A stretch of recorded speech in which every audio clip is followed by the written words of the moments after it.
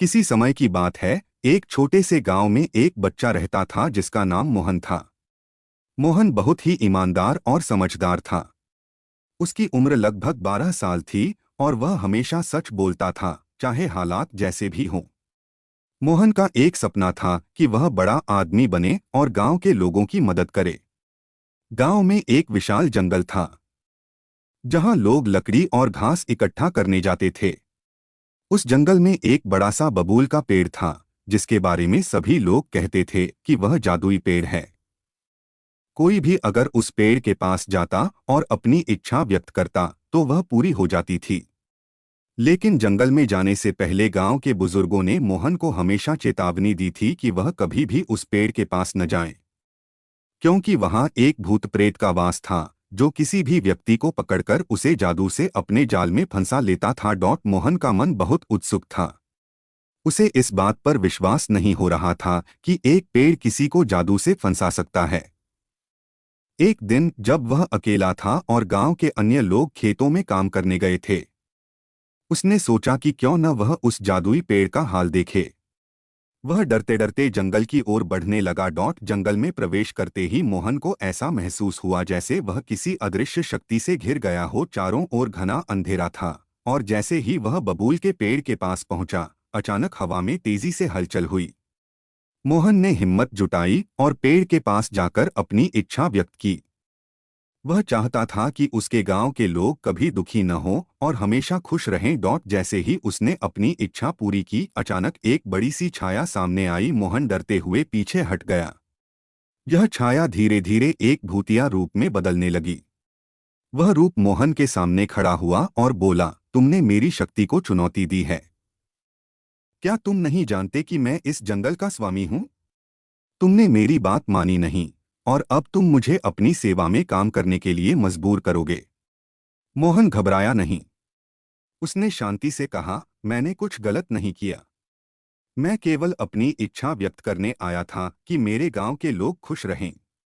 मैं किसी की सेवा में नहीं आना चाहता।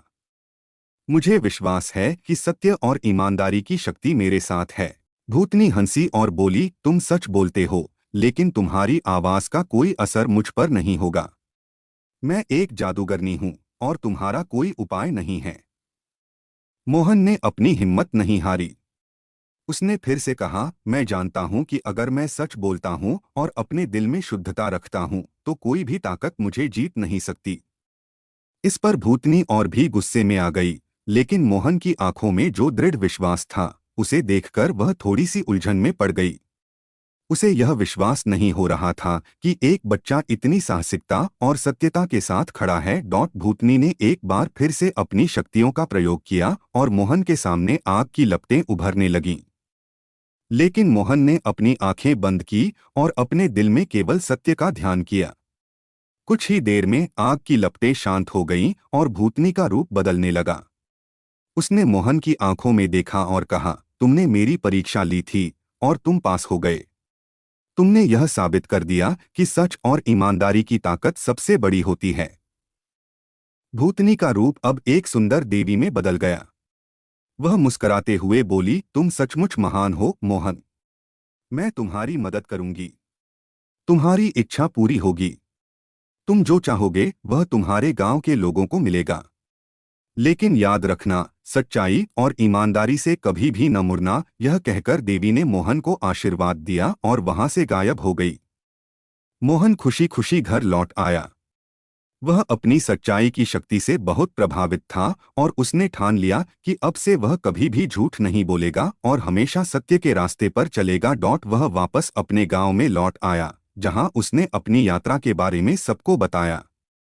पहले तो लोग उसे मजाक में लेने लगे, लेकिन जैसे जैसे समय बीता, मोहन की सच्चाई और ईमानदारी की ताकत को गांव के लोग समझने लगे। गांव में एक सकारात्मक बदलाव आया। लोग अपने आप में सुधार करने लगे और सबके बीच खुशी और शांति का माहौल बन गया। मोहन का सपना सच हुआ। वह बड़ा आदमी बना, लेकिन उसकी सच्चाई और ईमानदारी कभी भी कम नहीं हुई। उसका जीवन यही सिखाता था कि अगर हम हमेशा सत्य के मार्ग पर चलें और सच्चे दिल से काम करें, तो कोई भी समस्या हमारे सामने नहीं टिक सकती। कहानी का संदेश यह था कि सच्चाई की शक्ति को कभी भी हल्के में नहीं लेना चाहिए, क्योंकि सत्य हमेशा विजय होता है और अंततः वह किसी भी कठिनाई को पार कर लेता है।